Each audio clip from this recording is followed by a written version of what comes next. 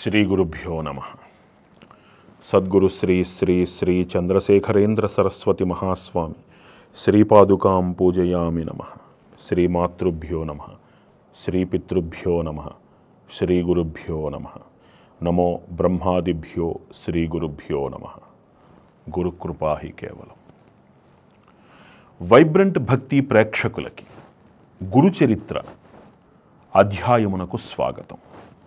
నామధారకుడు దత్తాత్రేయ స్వామివారి యొక్క దర్శన సౌభాగ్యం చేత పునీతుడు కావాలి అనుకుని అతను పడుతున్న ప్రయాస మార్గంలో సిద్ధుణ్ణి కలుసుకుని గానుగాపుర క్షేత్ర మాహాత్మ్యాన్ని, గురువు యొక్క గొప్పతనాన్ని అర్థం చేసుకుంటున్న నేపథ్యంలో గురువు యొక్క గొప్పతనాన్ని కాశీ క్షేత్రంలో ఒక గురువు తన శిష్యుడికి ఏ విధంగా పరీక్షించి అందించాడు అన్నటువంటి సూక్ష్మాన్ని వివరించిన తరువాత నామధారకుడు ఒకంత చలించిపోయాడు. ఆహా, గురువు యొక్క గొప్పతనం ఇంత అద్భుతంగా ఉంటుందా? అయ్యా మహానుభావ, ఈ మాటలు విన్న తర్వాత నేను నీకు దాసుణ్ణైపోతున్నాను. నేను అసలు నువ్వు ఎక్కడుంటావు? నీ నివాసం ఎక్కడ? నువ్వు ఏం చేస్తుంటావు? అసలు ముందు నీ గురించి చెప్పవయ్యా అని అడిగాడు ఆయన్ని. అప్పుడు సిద్ధుడు ఇలా అన్నాడు, నేను మా గురువుగారి నివాస ప్రాంతమే నాకు నివాస ప్రాంతమయ్యా. ఇగో దీనిని గురుచరిత్ర అంటారు. ఒక్కసారి ఈ పుస్తకాన్ని పరికించి చూడు. నువ్వు ఈ గురుచరిత్రని ఎవరైతే పఠిస్తారో వారికి భుక్తి ముక్తి కరతలామలకం అయిపోతుంది. అంటే చాలా సునాయాసంగా వారికి లభిస్తుంది. ఎవరు ఏది కోరుకుంటే దానిని వారు అతి శీఘ్రముగా పొందగలిగినటువంటి సమర్థత గురువు ఇస్తాడు. ఈ గ్రంథం ఏదైతే ఉందో, గురుచరిత్ర అనేటువంటి ఈ గ్రంథం నీ చేతిలో నేను ఏదే పెట్టానో దీన్ని పారాయణ గ్రంథంగా స్వీకరించాలి.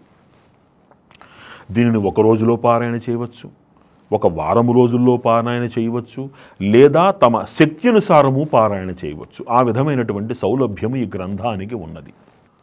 ఈ గ్రంథం చదవడం వల్ల గొప్పతనం ఏమిటి అంటే, అనేక జన్మల వలన కలిగినటువంటి కొన్ని కర్మదోషాలు తొలగిపోతాయి నాయన. శరీరానికి రోగము, రోగపీడ, రుణబాధ, కర్మదోషము యొక్క బాధ ఏదైతే వెంటాడుతోందో దానిని నిర్మూలించగలిగినటువంటి శక్తి గురువుకు మాత్రమే ఉంటుంది. ఇది నేను చెప్తున్న వాక్యము కాదు, గురుగీత యందు వ్యాసుడు చెప్పినటువంటి మాట. నా గురోరధికం తత్వం, నా గురోరధికం శాస్త్రం. గురువుని మించిన తత్వము లేదు, గురువుని మించిన శాస్త్రము లేదు. ఆ మొదటి అధ్యాయములోనే స్పష్టంగా చెప్పాను. గురువుని ఆశ్రయించేటువంటి విధానం ఏమిటి? అవసరం కోసం గురువు దగ్గరికి వెళ్ళి అవసరం తీరిన తర్వాత, లేదా ఇంకా గురువుతోటి మనకి అవసరం తీరకపోవచ్చులే అనేటువంటి నాటకాలు గురువు దగ్గర ఆడితే పనికిరాదు. గురువుని సర్వసమర్థతతోటి, సర్వతో ఒక శక్తి, ఒక నమ్మకం. ఎలాంటి నమ్మకం ఉండాలి అంటే, గురువు పాదాల్ని ఆశ్రయించిన తర్వాత నాకు ఇంకా తిరుగులేదు అన్నటువంటి నిజాన్ని నేను గ్రహించగలిగేటువంటి స్థాయిలో నా నమ్మకం ఎప్పుడైతే ఉంటుందో అది గురువుడి యొక్క సేవ కింద భావింపబడుతుంది. లేకపోతే గురువు దగ్గరికి వెళ్ళడం, అవసరానికి గురువుని ఆశ్రయించటం, ఇంకా అవసరము గురువు దగ్గర మనకు తీరదులే అనుకున్నప్పుడు ఆ గురువుని వదిలి ఇంకో గురువుని పట్టుకోవడం, అదే ఒక కోతి పిల్ల ఒక చెట్టు నుంచి ఇంకొక చెట్టు ఊగుతుంది చూసారా, అట్లా ఉండకూడదు. గురువుని సేవించటము అంటే గురువు నిర్దిష్టముగా ఒక్కడే. ఒక గురువు నుంచి ఇంకొక గురువు దగ్గరికి వెళుతున్నాము అంటే అందులో దోషము లేదు. ఎందుకని? నువ్వు నీ ప్రయాణములో నీ జ్ఞానోన్నతి కోసము నీవు పరాయి వ్యక్తిని ఆశ్రయిస్తున్నావు. అది కూడా నువ్వు గురువు యొక్క అనుమతితోనే చెయ్యాలి సుమా. ఇదే మనకి శాస్త్రం చెప్తున్నది. గురువుని అవమానిస్తే అధోగతి పాలవుతాడు శిష్యుడు, గుర్తుపెట్టుకోవాలి.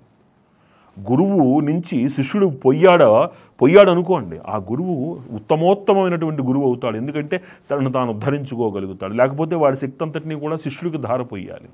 నిజానికి గురువు అయినటువంటి వాడు ఏం చేస్తాడు? సమాజాన్ని ఉద్ధరిస్తూ తనలో తాను జీవిస్తాడు. స్పష్టంగా మొదటి అధ్యాయంలో చెప్పడం జరిగింది దీని గురించి.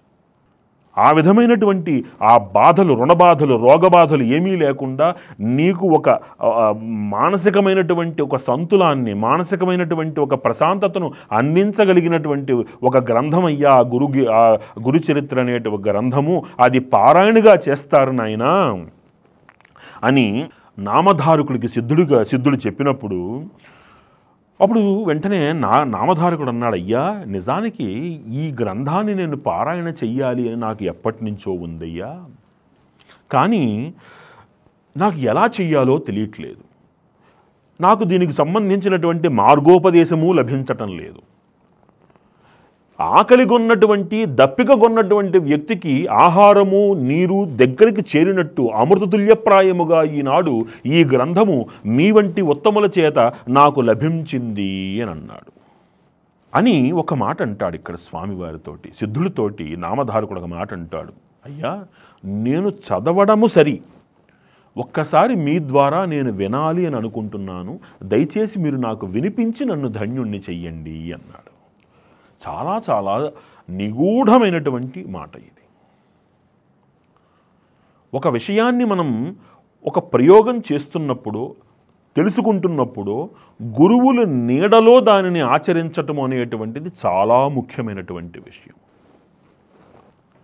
ఈనాటి కాలంలో కొంతమంది ఈ యూట్యూబ్ మాధ్యమంలో, వాట్సప్, ఫేస్బుక్ మాధ్యమాలలో కొన్ని సమూహాలని ఏర్పరిచి మూలమంత్రాలని ఉపదేశం చేసేసి తర్వాత వాటికి సంబంధించినటువంటి పాఠాన్నంతటినీ కూడా పీడిఎఫ్ల రూపంలో పంపించేసి ఇక మీకు చెప్పేశాను మీరు చేసేసుకోండి అనేటువంటి వ్యక్తులు చాలామంది ఎక్కువైపోయారు. వాళ్ళు ఏమంటున్నారంటే, ఒకనాటి కాలంలో మనకి వేదం కూడా అపౌరుషేయంగా ఇలాగే అందించబడింది కదా అనేటువంటి ఒక మూర్ఖ వాదన చేస్తున్నారు వాళ్ళు. ఆనాటి కాలంలో అపౌరుషేయమైనటువంటి వేదం కూడా లభించినప్పుడు దానిని అర్థం చేసుకోగలిగినటువంటి సమర్థత ఆ మునులకి, ద్రష్టలకి ఉంది. ఈనాటి కాలంలో మనం అజ్ఞానంలో ఉంటున్నటువంటి కొంతమంది వ్యక్తులకి ఇవి అంత సులభముగా గ్రాహ్యము కాదు. చాలా స్పష్టముగా కొన్ని ప్రక్రియలు మనం చేస్తున్నప్పుడు గురువులు మన పక్కన ఉండి మన చేత చేయించి తప్పు ఒప్పు చెప్పి మనల్ని సరిచేసి, ఆ తప్పు ఒప్పు గురువు మనకి నేర్పించేంత వరకు మనలో సహనం ఉండి, ఇప్పుడు ఏమవుతోంది అంటే ఒక గురువుని ఆశ్రయిస్తాడు ఒక శిష్యుడు. కొంతమంది ప్రబుద్ధులు ఉంటారు, ఈరోజు మన దగ్గరికి వస్తారు, రేపటి నుంచి మొదలు పెడతారు, నాకు ఆ మంత్రం కావాలి, ఈ మంత్రం కావాలి, అన్ని మంత్రాలు కావాలంటూ మొదలు పెడతారు. అది నిజానికి ఒక విజ్ఞత కలిగిన గురువు ఇవ్వకూడదు. ఎందుకని? ఉదాహరణకి మీరు ఒక డాక్టర్ గారి దగ్గరికి వెళ్ళారు, ఆ డాక్టర్ దగ్గరికి వెళ్ళిన తర్వాత నాకు బోల్డంత శక్తి కావాలి, నాకు మొత్తం విటమిన్ టాబ్లెట్లు అన్నీ ఇచ్చేయండి, నేను వేసేసుకుంటాను అంటే విజ్ఞత కలిగినటువంటి డాక్టర్ ఏం చేస్తాడు? వైద్యుడు, నైనా అవన్నీ అలా వాడకూడదు అంటాడు. ఎంత అవసరమో అంతే తీసుకోవాలి అని విజ్ఞత కలిగినటువంటి వైద్యుడు చెప్తాడు. ధనానికి ఆశించినటువంటి వాడు ధనాన్ని ఎక్కువ తీసుకుని అతనికి ఇచ్చేశాడు అనుకోండి, ఆ మందులు వేసేసుకుంటే ఆ మందుల యొక్క ప్రభావానికి లోనయ్యేటువంటి వాడెవడు? ఆ రోగి. అప్పటిదాకా చక్కగా ఉన్న వ్యక్తి ఎక్కువ నాకు శక్తి కావాలి అని అత్యాశతోటి వాటిని స్వీకరించి వాడు రోగాన బాధపడతాడు. వాడు అంతే కదా, వాడు రోగి అయిపోతాడు. వాడు అప్పటి వరకు చక్కగా ఆరోగ్యంగా ఉన్న వ్యక్తి అనవసరమైనటువంటి కొన్ని పనుల చేత రోగిగా మారిపోతాడు. అలా అవసరమైనటువంటిది వరకే ఆ శిష్యుడు ఎంత గ్రహించగలడు అన్నటువంటి నిజాన్ని తెలుసుకున్నటువంటి గురువు ఆ శిష్యుడిని ఎంతవరకు నడిపించాలో అంతవరకు నడిపిస్తూ తదనంతర దీక్షకు అతనికి శక్తిని ప్రసాదిస్తూ ఆ దీక్షకు అర్హుణ్ణి చేసేటువంటి ప్రక్రియలో ఎన్నో పరీక్షలు ఉంటాయి దీంట్లో.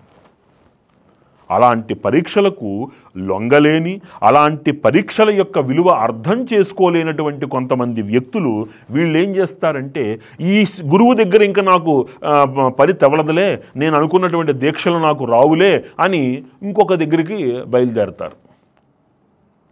వాళ్ళు దీక్షలు ఇస్తారు, వాటిని తట్టుకోలేక, ఆ శక్తిని భరించలేక కొంతమంది అనవసరమైనటువంటి వ్యాకులాలకి లోనవుతారు. ఇది కాదు గురు శిష్య సంబంధము. గురు శిష్య సంబంధము చాలా స్పష్టముగా చెప్తున్నది. గురు శిష్య సంబంధము చాలా స్పష్టముగా చెప్తున్నది. ఆ శిష్యుడికి ఎంత అవసరము మౌఖికంగా తన యందు కూర్చోబెట్టి అతనికి మార్గదర్శనం చేసి అక్షర దోషాలు లేకుండా చదివించి దాని యొక్క ఫలితాన్ని వారికి అందించి ఆ దీక్షలో వారు ఉన్నత స్థితికి వెళ్ళేటట్టుగా వారిని ప్రోత్సహించి ఎంత సాధన ఉంటుంది దీంట్లో. అదే అడుగుతున్నాడు ఇక్కడ మనకి నామధారకుడు. అదే అడుగుతున్నాడు. ఏమని? అయ్యా, నేను ఈ పుస్తకం చదవాలి అనుకుంటున్నటువంటి మాట వాస్తవం, కానీ నేను చదివే ముందు ఈ పుస్తకంలో ఉన్నటువంటి సారం ఏదైతే ఉందో ఈ సారాన్ని నేను మీ ద్వారా వినాలి అనుకుంటున్నాను అన్నాడు. అక్కడ వినడములో ఆంతర్యం ఏమిటి అంటే నిజాన్ని గ్రహించాలి, తప్పులు లేకుండా దోషరహితంగా దాన్ని స్వీకరించాలి, ఆ తర్వాత తాను తనని సాధన చెయ్యాలి, ఆ సాధనలో పరిపక్వ స్థాయికి వెళ్ళాలి, పరిపక్వ స్థాయిలో భగవద్ అనుగ్రహాన్ని గురు కటాక్షానికి తాను పాత్రునవ్వాలి అని చెప్పి అతని ఆలోచన విధానం. ఇది నిజమైనటువంటి శిష్యుడికి ఉండవలసిన లక్షణం. కొన్ని చోట్ల కొంతమంది కనబడతారు, గురువుగారు మీరు రాకుండా మేము చేసేసుకుంటాం అంటారు. అన్నీ తొందర, అంటే ఈరోజు అన్నీ చేసేసుకుంటే నాకు అన్నీ వచ్చేస్తాయనే తొందర. అంటే మారిన కాలమాన పరిస్థితుల్లో మనుషులు కోల్పోతున్నటువంటి ప్రప్రథమమైనటువంటి అంశం ఏమిటి అంటే సహనము. అసలు భగవంతుడికి దగ్గర అవ్వాలి అంటే ముందుగా విడిచిపెట్టవలసినటువంటి లక్షణాలలో ప్రప్రథమమైనటువంటి క్రోధం అయితే రెండవది లోభం. ఏది విడిచిపెట్టడు, అన్నీ ఉంటాయి వాడి దగ్గర. కానీ భగవంతుడికి ఈ కార్యక్రమాలన్నీ నేను చేసేస్తే గురువు కన్నా గొప్పవాడిని అయిపోతాను అనుకుంటారు కొందరు. అన్ని గురువు దగ్గర నుంచి లాగేసుకుని నేను తపస్సు చేసుకుంటే గొప్పవాడిని అయిపోతాను అనుకుంటాడు కొందరు. ఇక ఈ గురువులు శిష్యులకి ఈ మాధ్యమాల ద్వారా అందించేసి దానికి వాళ్ళు నీకు నేను గురువుని, నీకు అన్నీ ఇచ్చేశాను నువ్వు ఇంకా సాధన చేసేసుకోమంటారు. కానీ మార్గదర్శకత్వం తెలియక వాళ్ళు అభాస్ పాలవుతారు కొందరు. ఇలా ఒకటి కాదు, అర్హత లేనిదే. నిజానికి గురు శిష్య సంబంధము కూడా దైవానుగ్రహమే అని చెప్తుంది గురుగీత. గురు శిష్య సంబంధము ఎట్లా దైవానుగ్రహమో నిజానికి అంతే పవిత్రమైనటువంటిది ఆ గురువు తన శిష్యుడికి ఇచ్చేటువంటి దీక్షా పరంపర కూడా. ఈ రహస్యాన్ని మనం అర్థం చేసుకోవాలి. మనం నామధారకుడి యొక్క గురుభక్తిలో ఉన్నటువంటి ఆంతర్యాన్ని చూస్తే అసలు గురువు ఎడల శిష్యుడికి ఉండవలసినటువంటి విజ్ఞత ఏమిటో అర్థమవుతోంది మనకి. అది మనం అలవాటు చేసుకోవాలి, అలవరుచుకోవాలి, తొందర పడకూడదు. అప్పుడు సిద్ధముని ఇలా అన్నాడు, నాయనా నీకు నా ద్వారా అది శ్రవణం చేసుకుని చక్కగా నువ్వు దాని యొక్క ఆ సారాన్ని గ్రహించాలని నువ్వు అనుకున్నప్పటికీ కూడా ఇప్పటిదాకా నీకు గురువు అనేటువంటి మాట యందు అనురక్తి ఉన్నప్పటికీ ఆ గురువు యందు నీకు ఒక నమ్మకం లేకపోవడం చేత ఇన్ని కష్టాలు అనుభవిస్తున్నావు.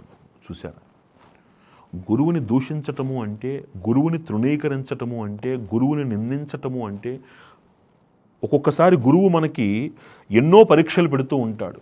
ఒకటి కాదు, ఎన్నో పరీక్షలు పెడుతూ ఉంటాడు గురువు మనకి. మనల్ని తిడతాడు గురువు, మనల్ని మెచ్చుకుంటాడు గురువు. అన్నీ జరుగుతున్నప్పటికీ కూడా మనం ఆ గురువు ఎడల మన యొక్క విశ్వాసాన్ని, మన యొక్క నమ్మికని, మన యొక్క అడుగుని కదల్చకుండా స్థిరంగా ఉంచుకోగలగడమే నిజమైన గురుభక్తి. ఎందుకని నిజమైనటువంటి సాధకుడికి మొట్టమొదటి లక్ష్యం ఏమై ఉండాలి అంటే క్రోధరహితమైనటువంటి సహనం ఉండాలి అతనికి. ఆ సహనాన్ని అలవాటు చేసుకోవలసిన బాధ్యత శిష్యుడిదైతే అలవాటు చెయ్యవలసినటువంటి బాధ్యత గురువుది. ఎందుకు అంటే సాధారణమైనటువంటి మానవుడు ఏ మాట మాట్లాడినా చెల్లుతుంది, కానీ నిజమైనటువంటి సాధకుడు ఏ మాట మాట్లాడినా అది మంత్రమవుతుంది. అపభ్రంశపు మాటలు మాట్లాడకుండా, అనవసరమైనటువంటి మాటలు మాట్లాడకుండా, మాటని పొదుపుగా, మాటని తీయగా, మాటని వరముగా వాడేటువంటి ఒక ప్రక్రియ, ఒక ఉత్కృష్ట స్థితికి సాధకుడు చేరుకున్నప్పుడు అతని యొక్క సాధనా బలము సమాజానికి వరంగా పరిణమిస్తుంది. ఇది మనం గ్రహించాలి. ఆ పరీక్షల్లో నెగ్గాలి అంటే గురువు పెట్టే పరీక్షలను మనం నిలబడాలి, సహనం ఉండాలి. సహనం లేకపోతే ఇంకా గురుభక్తికి అర్థమేముంది? ఇంకా గురువు అన్నీ నాకు అనుకూలంగానే మాట్లాడాలి అనుకుంటే ఇంకా గురువు విలువే ఉంది. ఇంకా అక్కడప్పుడు గురువు కూడా నీకు భయపడాలంటే గురువుకి ఇంకా అక్కడ ఇదేముంది, అక్కడ విలువేముంది? కాబట్టి ఇన్నాళ్ళు నీకు ఆ గురుభక్తి లేకపోవడం చేత ఇన్ని కష్టాలు పడుతున్నావయ్యా. దృఢమైనటువంటి గురుభక్తి ఎవరికి ఉంటుందో వాడికి ఏ కొరత లేకుండా జీవనము చాలా సుఖముగా ఉంటుందని నువ్వు గ్రహించాలి అని అన్నాడు. నేను అప్పుడు ఏం చేశాడు, సిద్ధుడు తన యొక్క చేతిని నామధారకుడి యొక్క శిరస్సు మీద పెట్టాడు. పెట్టి, ఓయి నామధారక, ఇక నీవు భయపడకయ్యా, నీకున్నటువంటి సందేహాలన్నిటినీ విడిచిపెట్టి గురువుని ఇక నుంచైనా సరే దృఢమైన భక్తితోటి, దృఢ చిత్తముతోటి నువ్వు గురువుని సేవించుకో. గురుమూర్తి, నమ్మినటువంటి గురువు ఎప్పుడూ కూడా తన భక్తుని ఉపేక్షించడు. గురువు ఎప్పుడూ కూడా కరుణాపూర్ణ సముద్రుడై ఉంటాడని గ్రహించాలి అని అన్నాడు. ఇక్కడ మనం అర్థం చేసుకోవాల్సింది ఏమిటి అంటే, అక్కడ నామధారకుడికి శిరస్సు మీద సిద్ధుడు చెయ్యి పెట్టడంలో ఆంతర్యం ఏమిటి? దానిని శక్తిపాతము అంటారు. అత్యంత ప్రేమ కలిగినటువంటి, విశేషమైనటువంటి అనురాగము కలిగినటువంటి గురువు తదనంతరము తన శిష్యుడి యొక్క ఉన్నతి కోసము తన శక్తినంతటినీ కూడా సహస్రారము మీద, ఆ శిష్యుడి యొక్క సహస్రారము మీద చెయ్యి పెట్టి తన శక్తిని అతనికి ధారపోసేటువంటి విశేష ప్రక్రియ శక్తిపాతము. మనకి సమాజంలో అద్భుతమైనటువంటి ప్రబుద్ధులు కొంతమంది ఉన్నారుండోయ్. వీళ్ళు శక్తిపాతానికి డబ్బులు కడతారు. వీళ్ళు ఇంత కడితే మీకు శక్తిపాతం ఇచ్చేస్తూ ఉంటారు. ఏం శక్తి ఇస్తున్నాడో తెలియదు మనకి. ఆ శక్తి తీసుకున్న వాళ్ళ తర్వాత ఏమైపోయారు కూడా తెలియదు మనకి. అంటే శక్తిపాతము అనేటువంటి దాని విలువ తెలియని వాడు కూడా గురువుగా చలామణి అయ్యేటువంటి కలికాలంలో మనం ఉన్నాం. నిజానికి అందుకే ఎవరినీ కూడా మన శిరస్సు మీద చెయ్యి పెట్టనివ్వకూడదు. ఆశీర్వదించాలంటూ చేతులు నెత్తిమి పెట్టేస్తుంటారు కొంతమంది. ఆగవయ్యా అని ఆపేయాలి అక్కడికి. అక్షతలు వేయడం వేరు, శిరస్సు మీద చెయ్యి పెట్టరాదు. చాలా జాగ్రత్తగా గమనించండి. ఎంతటి వాడైనా శిరస్సు మీద చెయ్యి పెట్టకుండా దూరంగా ఉండాలి. గురువుకి మాత్రమే అర్హత ఉంటుంది తన యొక్క శక్తిని తన శిష్యుడికి ధారపోసి అతన్ని ఉద్ధరించేటువంటి ప్రక్రియలో నామధారకుడి శిరస్సు మీద సిద్ధుడు చెయ్యి పెట్టి, నాయనా ఇక నుంచి భయాన్ని వీడిచి గురువుని సేవించు, గురువు తన భక్తుల్ని ఉపేక్షించడు, అతనికి ఏ కొరత లేకుండా కాపాడుకుంటాడు, నువ్వు ధైర్యంగా ఉండు అని అతనికి ధైర్యాన్ని చెప్పాడు. అక్కడ గురువు అనేటువంటి వ్యక్తికి పక్షపాతం ఉండదు నాయన. పక్షపాత వైఖరి లేకుండా, ఎలాగైతే వర్షము ఒకసారి కురిసినప్పుడు అన్నింటి మీద ఒకే విధముగా పడుతుందో వర్షము యొక్క ప్రభావము, గురువు యొక్క ప్రభావం కూడా అన్నింటి మీద ఒక్కలాగానే పడుతుంది. ఇదే సౌందర్య లహరిలో కూడా శంకర భగవత్పాదుల వారు చెప్తారమ్మా, నీ కరుణ యొక్క గొప్పతనం ఏమిటి అంటే, ఒక వెన్నెల అనేటువంటి ఒక వెన్నెల వర్షం ఉందనుకో, ఆ వెన్నెల కాంతి వర్షము వనేవా హర్మ్యేవా, వనములయందు ఈ ఆకాశ హర్మ్యములయందు ఏ విధంగా అయితే ఒకలాగే పడుతుందో, నీ కరుణ భక్తులు అయినవాడు భక్తులు కానివాడు ఎడల కూడా ఒకేలాగా ఉంటుంది. నమ్మి కొలిస్తే చాలు నీ కరుణ వాళ్ళ మీద పడుతుంది. అలా గురువు యొక్క అనుగ్రహము అందరి మీద ఒక్కలాగా ఉంటుంది. అతనికి పక్షపాత వైఖరి ఉండదు. నేను ఈ రోజున నేను గురువుకి ఎక్కువ సేవ చేశాను కాబట్టి నాకు ఎక్కువ వరం ఇచ్చేస్తాడు గురువు అంటే పొరపాటు. గురువు అలా ఉండకూడదు. గురువు వారి వారి అర్హతలను బట్టి వారిని నిర్ధారించి ముందుకు తీసుకువెళతాడయ్యా అని చెప్తున్నాడు అక్కడ. కాబట్టి గురువు యందు సంశయము లేకుండా ఇక్కడి నుంచైనా సరే నిశ్చలమైన భక్తితోటి గురువుని సేవించాలి. నామధారక, కల్పవృక్షము సంకల్పించిన ఫలములనే ఇచ్చును. చాలా మంచి మాట చెప్తారు ఇక్కడ. నువ్వు గురువుని కల్పవృక్షముతో పోలుస్తావేమో, చాలా పొరపాటు. కల్పవృక్షం ఉందనుకో, నువ్వు అడిగితే వరం ఇస్తుంది అది. గురువు అట్లా కాదు, అర్హతను బట్టి వరం ఇచ్చుకుంటూ వెళ్ళిపోతాడు. నువ్వు అడగక్కర్లా గురువుని. అది గురువు యొక్క గొప్పతనం, అది గురువు యొక్క శక్తి. అది గురువు అనేటువంటి వ్యక్తి శిష్యుడికి ఏది హితమో తెలుసుకుని ఆ విధముగా అతనికి ఇస్తూ, ఆచరిస్తూ, నడిపిస్తూ, అతన్ని ఉద్ధరిస్తూ ముందుకు తీసుకువెళ్తాడు. కాబట్టి నువ్వు గురువుని ఇక్కడి నుంచైనా సరే సంశయము లేకుండా నువ్వు సేవించాలి నామధారక అని చెప్తే, అప్పుడు నామధారకుడు ఒక ప్రశ్న వేస్తాడు. భగవంతుడు భూలోకములో అసలు మానవుడిగా ఎందుకు అవతరించాడు? నువ్వు చెప్పింది బాగుంది, గురువుకి ఇంత శక్తి ఉన్నది. భగవంతుడు మరి భూమి మీద మానవుడిగా అవతరించడానికి కారణం ఏమిటి అని అడిగినప్పుడు చాలా మంచి ప్రశ్న వేశావు నాయన. కలియుగములో దైవానికి ఉనికి భూమి మీద లేదు. వ్యాసం వసిష్ఠనప్తారం శక్తే పౌత్రమకల్మషం పరాశరాత్మజం వందే సుఖతాతం తపోనిధిం. అని మనం చదువుతాం. ఆ వ్యాసుడి యొక్క గొప్పతనం ఏమిటి అంటే కలియుగానికి తొలి గురువు ఆయన. ఆయన ద్వారానే మనకి ఈ వేదములు, ఉపనిషత్తులు, పురాణములు, ఇతిహాసములు మనకి అందించబడ్డాయి. తద్వారా మన యొక్క జీవన శైలికి ఒక మార్గోపదేశనం లభించింది. ఇది గురువు నిర్దేశించినటువంటి మార్గదర్శనం. ఇది నేను నీకు సమాధానం చెప్పడం కాదు నామధారక, నువ్వు అడిగిన ప్రశ్నకు సమాధానం ఈ గురు చరిత్రలో నీకు లభిస్తుంది. నేను చెప్తున్నప్పుడు నీవు శ్రద్ధగా విన్నచో నీ సందేహాలన్నీ కూడా నివృత్తి అవుతాయి నాయనా.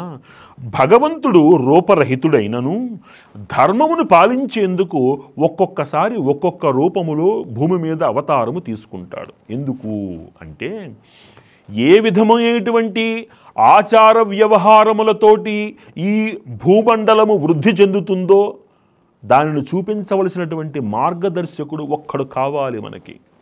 కంచికామకోటి పీఠానికి 68వ పీఠాధిపతిగా భాసిల్లినటువంటి శ్రీ చంద్రశేఖరేంద్ర సరస్వతి మహాస్వామి వారు 100 ఏళ్ళు బతికి మన యొక్క సనాతన ధర్మానికి 1000 ఏళ్ల ఆయుష్ పోశారు ఆయన. మిగతా వాళ్ళు చాలామంది మనకి పీఠాధిపతులు కనపడుతూ ఉంటారు. ఆ మహనీయులు ధర్మాన్ని ఎలా ఆచరించాలి, ఒక యతి ధర్మం ఏమిటో మనకి చూపించారు. ఒకసారి స్వామివారి దగ్గరికి ఒక డాక్టర్ గారు వచ్చారు. అయ్యా, మీ కంటికి శుక్లం ఏర్పడింది, క్యాటరాక్ట్ ఆపరేషన్ చెయ్యాలి. ఆపరేషన్ చేసిన తర్వాత 30 రోజుల పాటు మీరు తలస్నానం చెయ్యకూడదండి, చేస్తే మీ కంటికి పోయే ప్రమాదం ఉంది, చూపు పోయే ప్రమాదం ఉందండి అన్నారు. చూపే కదా, పోనివ్వండి, ధర్మం కన్నా శరీరం గొప్పదా అని అడిగారు ఆయన. అంత త్యాగనిరత మనకి నేర్పించేటువంటిది సనాతన ధర్మము. అలా ధర్మము యొక్క గొప్పతనాన్ని తన మార్గదర్శకత్వంతో, తన ఆచరణతోటి మనకు చూపించగలిగినటువంటి వాడు మహత్తరమైనటువంటి గురువు అవుతాడు. అందుకే ఆయన మహనీయుడయ్యాడు, నడిచే దేవుడయ్యాడు, 1000 ఏళ్ల ఆయువు పోశాడు మన సనాతన ధర్మానికి.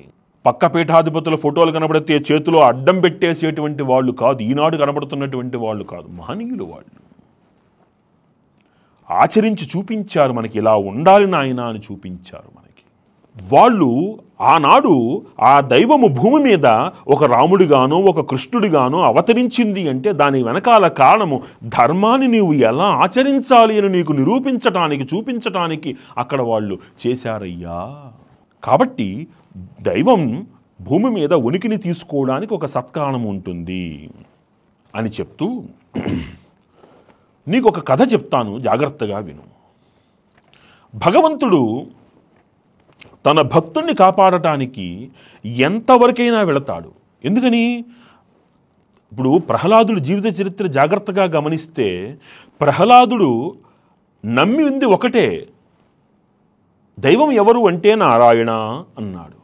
మరి ఈశ్వరుడు లేడా అంటే తాను తన దైవాన్ని నారాయణుల్లో చూశాడు ఆయన. అంతే, అతను ఈశ్వరుడు లేడా అనలేదు, ఉన్నాడు అనలేదు, ఏమీ అనలేదు, నారాయణ అన్నాడు అంతే. ఈశ్వర ప్రీతి కలిగినటువంటి తన తండ్రి నారాయణుడు లేడు, నువ్వు ఈశ్వరానమంటే ఈశ్వరుడే నారాయణుడు అన్నాడు ఆయన. అంత నమ్మినందుకు ఆ నారాయణుడు ఏం చేశాడు? అతనికి కలిగినటువంటి ప్రతి ప్రతికూలతని తాను స్వీకరించాడు, పిల్లవాడిని చక్కగా కాపాడాడు. ఇంతకన్నా మహత్తరమైనటువంటి గొప్పతనైనటువంటి ఉదాహరణ ఏం చెప్పగలం? పూర్వకాలంలో అంబరీషుడు అనేటువంటి ఒక మహారాజు ఉండేవాడయ్యా. ఆయన సూర్యవంశానికి చెందినటువంటి రాజు. ఆయన దృఢచిత్తుడై ఏకాదశి వ్రతాన్ని చేసేటువంటి వాడు.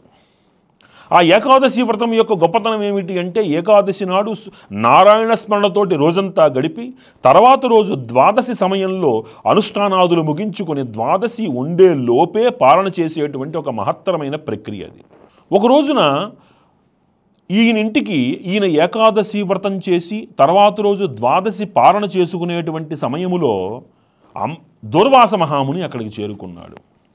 అంతటి మహనీయుడు, తపస్వి, అలాంటి వాడు సాక్షాత్తు యతీంద్రుడు.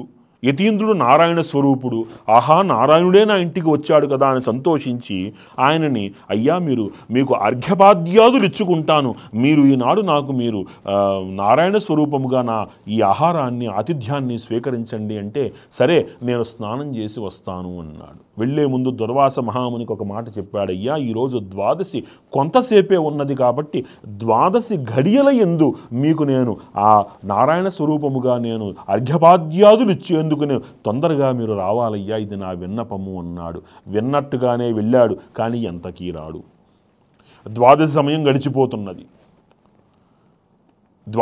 గడిచిపోతున్నది. దుర్వాస మహాముని వెనక్కి రాడు. ఇది ఒక పరీక్షగా ఉన్నది. సరే మరి ఏకాదశి వ్రతం, అది ఏకాదశి వ్రతము ద్వాదశి సమయంలో కనుక పూర్తి చేయకపోతే వ్రతభంగం అవుతుంది. అందుకని కాసిని గుక్కెడు మంచినీళ్లు ద్వాదశి ఘడియలలో స్వీకరించి పారణగా దాన్ని భావించాడు.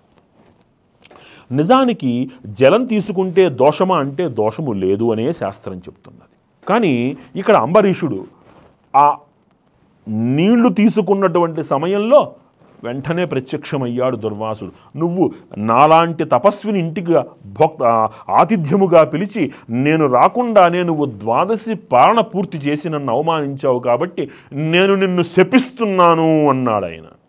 అప్పుడు వెంటనే శ్రీ మహావిష్ణువుని ఏకాదశి వ్రత అధిదేవత అయినటువంటి శ్రీమన్నారాయణుని మనస్సులో మనసా వాచ కర్మణ త్రికరణ శుద్ధిగా స్మరించాడు అంబరీషుడు. అయ్యా నాకేం తెలియదు, నాకు తెలిసింది నేను చేశాను, తప్పైతే నన్ను మన్నించండి, లేదు నేను శిక్షను అనుభవించాలి అంటే మీరు ఎట్లా చెప్తే అట్లా అన్నాడు ఆయన. నారాయణుడు చక్కగా సుమనస్కుడై అంబరీషుడికి దుర్వాస మహామునికి మధ్యలో వచ్చి నిలబడ్డాడు.